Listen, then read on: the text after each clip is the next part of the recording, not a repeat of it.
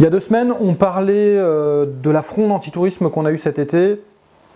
J'expliquais l'importance de la mise en place d'une politique de tourisme durable et d'essayer de faire en sorte qu'on implique en fait l'ensemble des parties prenantes sur un territoire, dont les habitants. Et ça, c'est une question que je voudrais approfondir en fait avec vous sur ce ID Talks numéro 14.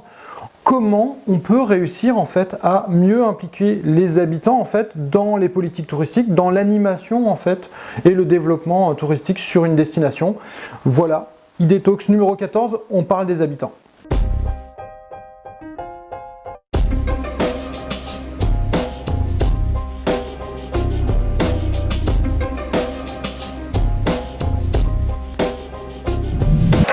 Donc sur ce numéro d'ID Talks numéro 14, on va parler de l'implication des habitants sur les territoires, sur les destinations et pour les politiques touristiques des destinations touristiques.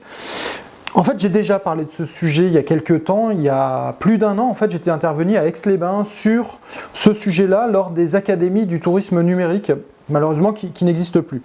Et en fait, j'étais venu sur un sujet qui, historiquement, en fait, moi j'ai commencé à travailler sur des initiatives de tourisme communautaire. C'est du tourisme qui est développé, initié en fait par les habitants, par les communautés locales, plutôt dans une perspective de coopération et dans un modèle plutôt nord-sud. J'ai travaillé au Kirghizistan, au Cameroun, au Bénin, au Kenya sur ces questions-là.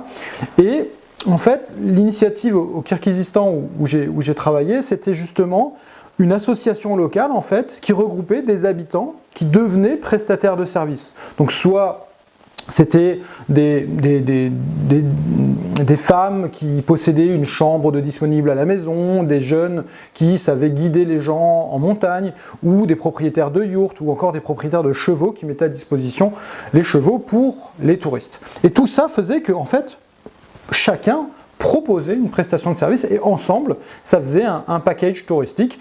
Et ce qui était intéressant dans cette initiative, c'est que 80% de l'argent restait dans les mains du prestataire et donc un modèle très équitable au final. Aujourd'hui, je travaille de plus en plus en fait avec les destinations, avec les offices de tourisme, avec les élus des destinations touristiques et je me rends compte qu'il y a un gros décalage en fait fort entre la vision qui est donnée par les élus et par aussi les techniciens du tourisme et les habitants. Et en fait, ça ne se parle très peu, alors que justement, il y a un besoin aujourd'hui de réimpliquer, de redonner confiance en fait aux habitants et aux socioprofessionnels envers la politique touristique.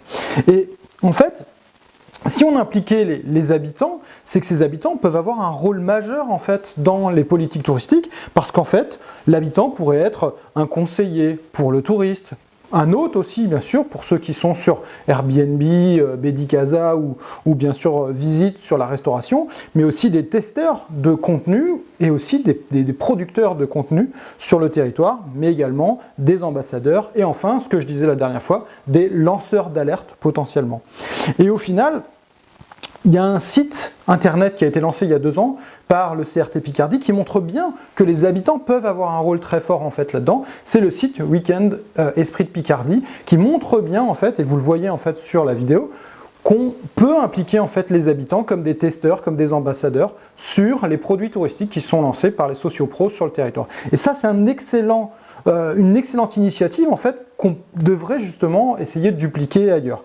Et je vais aller encore plus loin en fait dans la réflexion, c'est que dernièrement je lisais dans le dernier numéro de Socialter en fait, qui est ce magazine sur la nouvelle économie, un article qui parle justement de ce coopératisme des plateformes.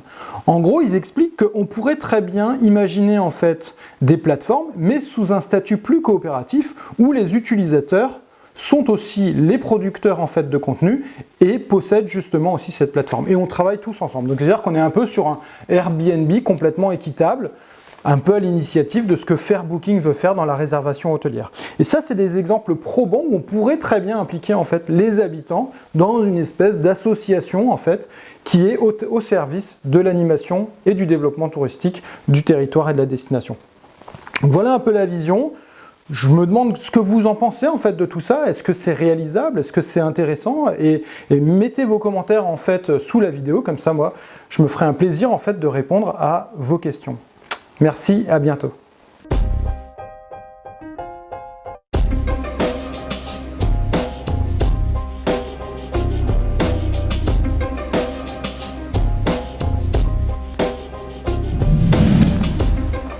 êtes intéressé par ces questions de tourisme durable, mais aussi de gouvernance et comment on implique les habitants, mais tous les enjeux en fait de développement durable sur un territoire, eh ben, je vous invite à venir aux universités du tourisme durable. C'est bientôt, c'est les 3 et 4 octobre prochains, ce sera à Clermont-Ferrand, c'est la 3e édition.